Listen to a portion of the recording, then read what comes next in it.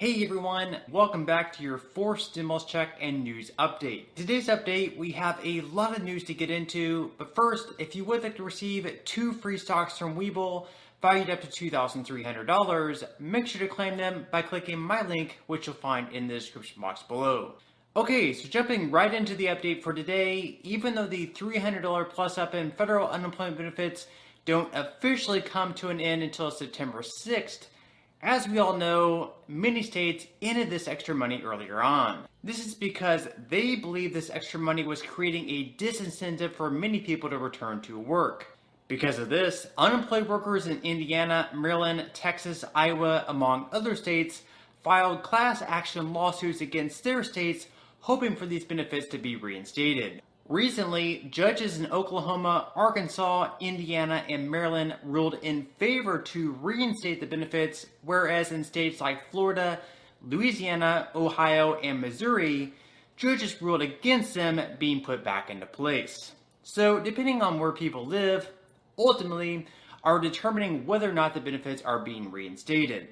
And as I said anyways, the benefits are coming to an end either way on Monday. Regardless, in the states where benefits were cut off a few months early, it should be helpful for those who receive the extra money they missed out on over the past several weeks. Even though there are no quick plans in place to extend the unemployment benefits past September 6th, some progressive lawmakers hope to include an extension in the reconciliation bill they hope to pass by late September or October. With that said, do you personally believe that the unemployment benefits should be extended for at least a few more months? Or at this point in time, do you believe that there's enough jobs out there and that people should find a way to return to work? Let me know what your thoughts are in the comments section below. In some other news, as we kick off the beginning of September, Congress looks to get moving on a couple of different bills. The first one being the bipartisan infrastructure bill that has already passed in the Senate. Then the second being the much larger $3.5 trillion bill, which Democrats hope to pass through reconciliation. Now, even though the bipartisan infrastructure bill has already passed in the Senate, it still doesn't have 100% support from Republicans and Democrats. For example, only 19 of the 50 Republicans in the Senate voted in favor of the bill. Then, in the House, even though most progressive Democrats will probably in the end vote in favor of the bill, recently, in Alexandria Ocasio-Cortez's town hall, she called the package anti-climate, and it was essentially drafted by ExxonMobil. Now, there was a little bit of drama because I think it ended up being 10 conservative Democrats wanted to hold the Build Back Better Act hostage in order to get their infrastructure package prioritized and passed out of the gate. Now, why is this a bad thing? The reason this is a bad thing is that from the very, very beginning, a deal was struck that the conservative infrastructure package had to be paired with the more visionary Build Back Better Act in order for it to pass. The reason for this is because conservatives, and I mean conservative Democrats, as are partnering with the Republican Party in order to try to pass an infrastructure package that it frankly is anti-climate.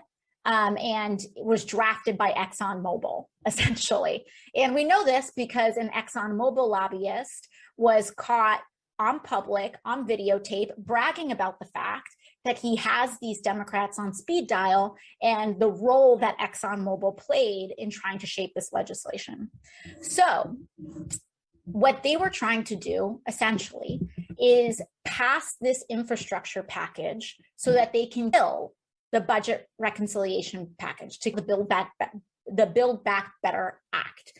Now, there are some investments in this infrastructure package that are good, that are frankly, we will not object to. Things like climate resiliency investments, investing in infrastructure that can help communities build seawalls or help rebuild infrastructure that is being threatened by climate change. We don't object to that. In fact, we think that this infrastructure package is underinvesting in those needs. Investments in things like trying to rebuild elements of our national power grid, we don't object to that. There are other parts of this bill that I think are extremely alarming.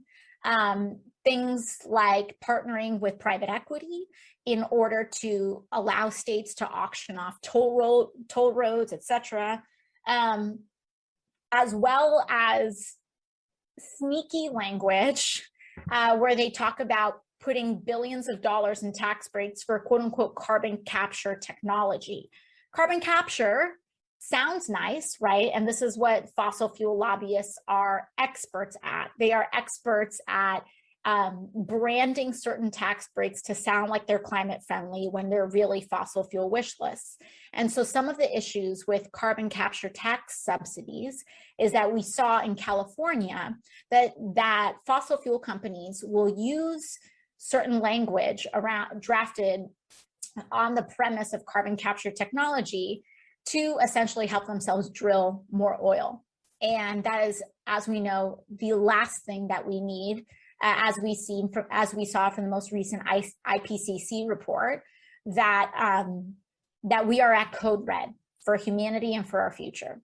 So the argument here is that if the conservative infrastructure package alone was passed alone, not only would it be not enough, but it could potentially be actively harmful. What makes up for the infrastructure package is the Build Back Better Act. The Build Back Better Act and budget reconciliation will allow us to make the actual investments in climate that can help us draw down emissions. It will expand Medicare to include vision and dental healthcare, vision, dental, and hearing and vision, I believe. Yeah, vision, dental, and hearing. So you can see that Ocasio-Cortez is taking a bit of a shot at her Democrat colleagues. She's basically calling her colleagues traitors for working with the Republicans and pairing the bipartisan package with their larger reconciliation bill. She believes the bipartisan package is anti-climate, which hopes to combat the other bill, which they believe is going to fight climate change. She also believes these Democrats wanted to quickly sneak the bipartisan package through, so then they could the reconciliation one. Now, I'm sure these Democrats aren't going to take too kindly to these comments, and if anything, will probably just give them more motivation to take some of the spending out of the larger bill. With that said, with these two bills and all the drama most likely surrounding them, it should be an interesting month ahead. Okay, so now I just wanted to quickly touch base on rental assistance. As we all know, recently the Supreme Court did strike down the CDC's ban on evictions, which now leaves many tenants quite vulnerable. And even though Congress has already approved more than $45 billion in rental assistance to address this crisis, 16 states have apparently spent less than 5% of the share they received. Recently, the president and CEO of the National Low-Income Housing Coalition said that 6.5 million households are behind on their rent and facing eviction. Therefore, she said, the slow pace of spending by these states and cities, quite frankly, is just unacceptable. Many people believe the slow pace of the rollout of these funds is due to complicated and difficult applications, in addition to short staffing across the nation. Of course, even with this slow pace, if you or anyone that you know is behind on their rent and possibly facing eviction, you should still definitely put in an application for assistance as soon as you possibly can. In a few states, if you at least put in an application for rental assistance, you'll have some protections from being kicked out of your home. These include Minnesota, New York, Nevada, Oregon, and Washington. On the National Low-Income Housing Coalition website, which I will leave a link for in the description box below, you can find a state-by-state list for the nearly 500 programs currently available. There's another helpful tool on the Consumer Financial Protection website that helps you apply for the aid as well. That one, I'll also go ahead and leave a link for in the description box below if you would like to check out. So again, if you are currently behind on your rent, please do not hesitate to apply for this aid. It's what it's there for, and in case you're wondering, for eligibility purposes, at least one member of your household just has to qualify for unemployment benefits or attest in writing that they've lost income. Furthermore, you also need to show a risk of homelessness, so you could include something like a past due rent notice. And of course, as always, if you need any help whatsoever in applying for this assistance, leave a comment below including the city and state in which you live, and I'll do the best that I can to help you out. So on that note, I'm going to go ahead and wrap up this video. Again, if you would like to receive a couple free stocks from Webull, make sure to quickly claim them by clicking my link, which you'll find in the description box below. To receive the first stock, you will need to fully open an account. Then, to receive the second free stock, which will be valued up to $2,000, you'll need to make a qualifying deposit of at least $5. Even if you aren't all that interested in investing or continuing to invest at this point in time, you can always sell the free stocks that you receive and transfer that money, however much they're worth, right back to your bank account. So free stocks or free money is completely up to you.